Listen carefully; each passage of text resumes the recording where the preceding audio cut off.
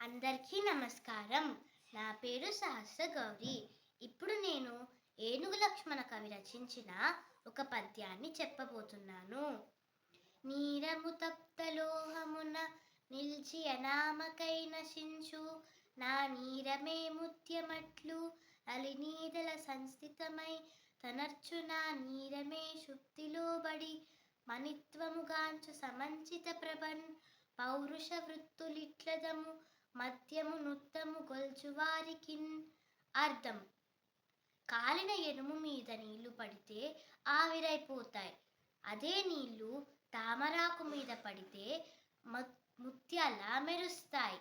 అదే నీళ్లు ముత్యపు చిప్పలో పడితే మణులుగా మారుతాయి. ఇలాగే మనిషి అధముడితో చేరితే అధముడవుతాడు, మధ్యముడితో చేరితే మధ్యముడవుతాడు, ఉత్తముడితో చేరితే ఉత్తముడవుతాడు. ధన్యవాదాలు.